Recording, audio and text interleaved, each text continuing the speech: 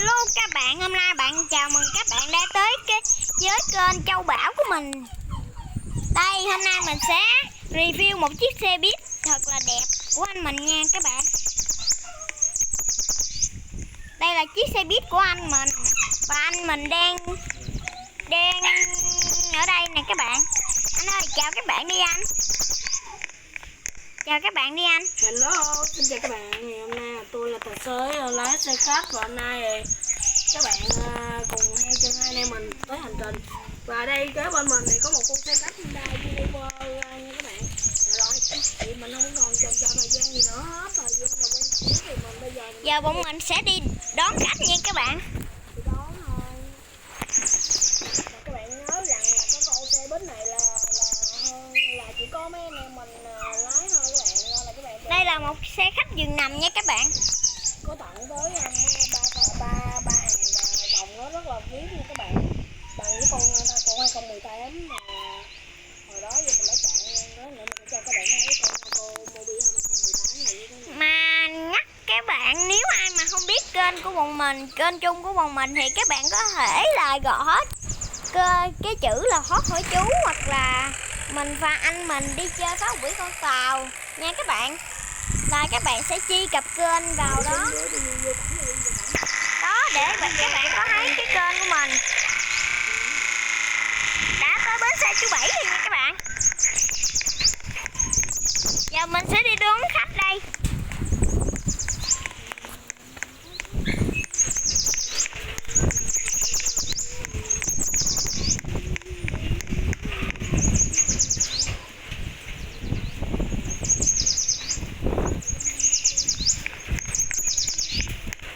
Mình đã cầm được một vị khách trên tay rồi nha.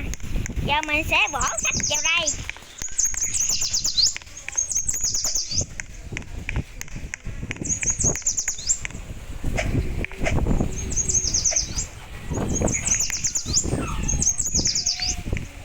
Đây mình đang ngồi ở giường nằm nha các bạn. Đây là một chiếc xe giường nằm. Anh mình đang sở hữu là một chiếc xe giường nằm nha các bạn. Và tên của nó là con Mercedes-Benz nha các bạn. Đúng xe rồi. này thì loại là hàng VIP rồi, khỏi phải bàn cãi. Hồi nãy các bạn đã thấy bọn mình đã review hình dạng của chiếc xe này nha. Chiếc xe này mình thấy ôi là đẹp luôn các bạn ơi. Và bây giờ thì mình sẽ qua bên kia để mà mình làm thủ tục giấy. Đây là chỗ làm thủ tục giấy nè các bạn. Ủa lộn, quán cà phê thì Mình đã gặp được một chiếc taxi ở đây nha các bạn. gọi là chiếc bến bãi đó, thì mình bây giờ thì mình không biết kiếm chỗ đậu ở đâu. Bây giờ thì mình sẽ đậu vô cái sau cái đích cái chiếc xe này để mà mình với thằng em mình đi uống cà phê cho các bạn. Và các bạn nhớ đăng ký kênh ủng hộ cho anh em mình nha các bạn. Có gì anh em mình sẽ show mặt của anh em mình và show mấy cái clip ngầu về anh em mình nha. Và đây là một chiếc bán tải.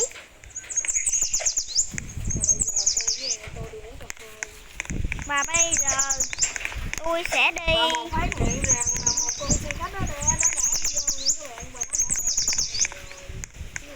Và đây chính là chiếc xe anh em mình. Bọn mình đang dừng chân ở bến Chú Bảy nha các bạn. Đây chính là mình sẽ review lại chiếc xe này nha. Chiếc xe này khỏi đẹp khỏi mấy bàn rồi các bạn. Màu đỏ sặc sỡ lắm các bạn.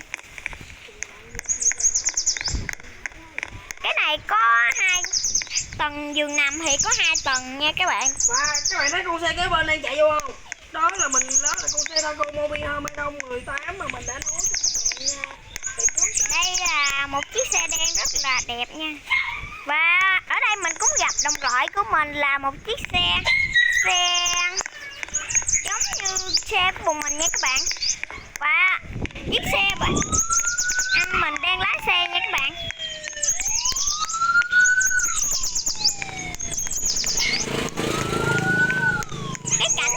Cái cảnh ở video này khỏi phải bàn rồi, thật là đẹp. Đồ họa đẹp đấy các bạn. Mình sẽ ngồi ở trong một chiếc giường nằm để mình review cảnh cho các anh em xem nha anh em. Đây là cảnh rất là đẹp luôn.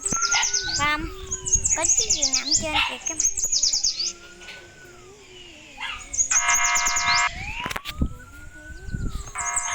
này đẹp khỏi bạn. Mình ước gì mình sẽ lái được chiếc xe này nha các bạn. Nhưng mà lo Và ở cái bên mình đã có một chiếc xe du lịch mới vượt qua. Và chiếc xe này nó quá là lỗi luôn các bạn. Xe này nó tông mình kìa các bạn.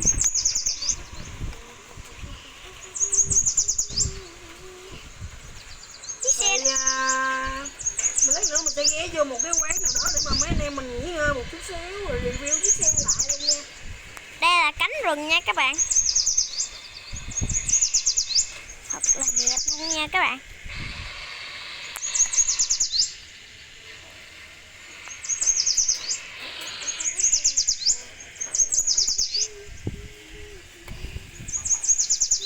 Thật là đẹp luôn. Và sau khi bọn mình show mặt, các bạn hãy cho bọn mình nhiều lượt like nha các bạn.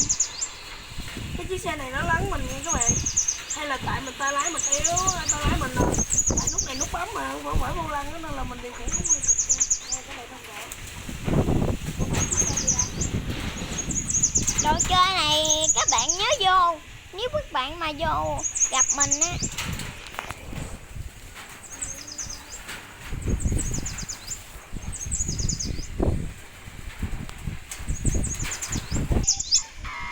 và mình sẽ đi review xe của mình đang đủ xăng nha các bạn. Và tự nhiên có một chiếc xe tải ở đây nó đã tông vào xe của anh mình rồi nha. Giờ mình sẽ đi lại cái quán ăn của anh mình đang đợi mình nha các bạn. Đây là anh mình. Mình sẽ đi tới quán ăn nha. Đây là quán ăn phở bò nha các bạn.